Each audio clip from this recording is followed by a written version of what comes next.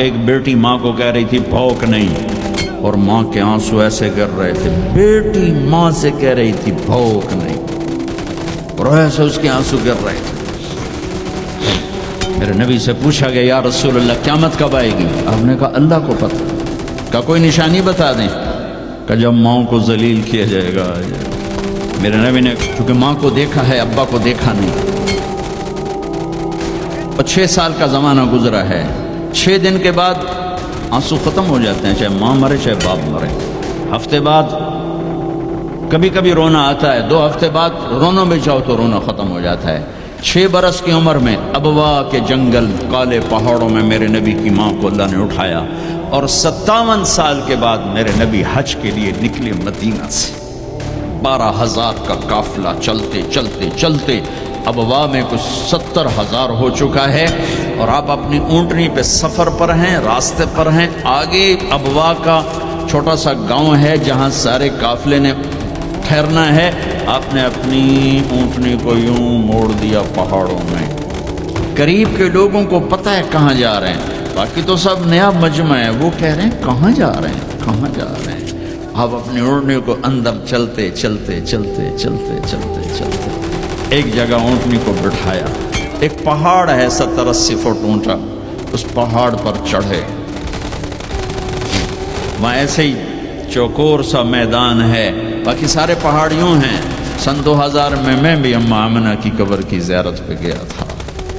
جو میں وہاں میں تمہیں کیا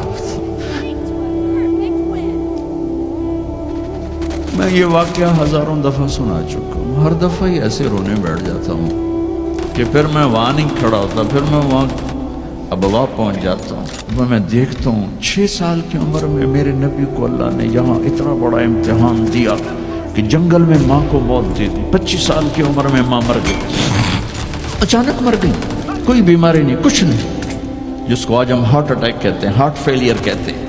اتنا آخری جملہ کہا کل حی میت و کل جدید بال وقد ولدت طہرا. بولا نہیں جا رہا تھا تو بجھتے بجھتے بھڑکتی شمع نے کہا بیٹا ہر زندہ نے مرنا ہے، ہر جوانی نے ڈھلنا ہے.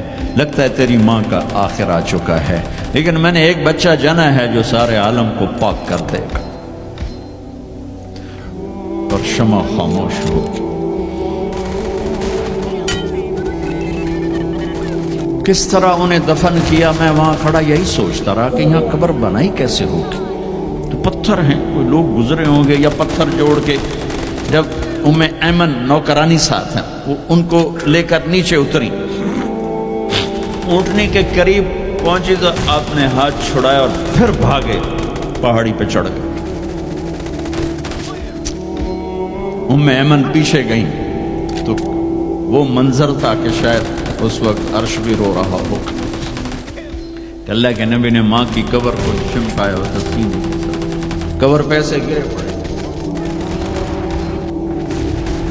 اور جب ایمن قریب آئیں تو وہ نوحہ کہہ رہے تھے کہ پتھر بھی پگھل رہے تھے کہ ماں جی آپ کو تو پتا تھا آپ کے سوا میرا کوئی نہ تھا، آپ مجھے چھوڑ کے کیوں چلے، آپ مجھے چھوڑ کے کہاں چلے. ایمن نے اٹھانا چاہا، انکار کر دے گا. میں نہیں جاتا، میں نہیں ماں کو چھوڑ کے جاتا. کھینچ کے لے گئی، گھسٹتا ہوا بچہ پہاڑ سے اتارا. 2 دن روتے روتے مکے کا سفر ہے، پھر کھانا بھی بند ہو گیا، پینا بھی بند ہو گیا، سوائے زمزم کے چند گھونٹ پانی کے. سارا دن نہ کھاتے تھے نہ پیتے تھے، اکیلے بیٹھے رہتے، نہ ماں نہ باپ نہ بھائی نہ بہن. اللہ 57 سال کے بعد ماں کی قبر پر پہنچے اور قبر کے سرہانے آ کر بیٹھے. گوڈے اوپر اٹھائے اور ہاتھ یہاں رکھے اور سر گوڈوں میں دے دیا، جیسے چھوٹے بچے رونے کی پوزیشن بناتے ہیں. یہ چھوٹی جگہ میں دکھا نہیں سکتا. اور پھر جو رونا شروع کیا، اتنا روئے کہ ساری داڑھی سارا سینہ آنسوں سے بھر گیا. جیسے کوئی معصوم بچہ، جیسے 6 سال کا محمد رو رہا صلی اللہ علیہ وسلم، اتنا روئے کہ وجود ہل گیا، اور پھر فرمایا کہ میں آگے نہیں جاؤں گا، میں رات یہیں رہوں گا۔ تم کیا جانو رشتے کیا ہوتے ہیں، تمہیں صرف پاؤنڈ گننے آتے ہیں۔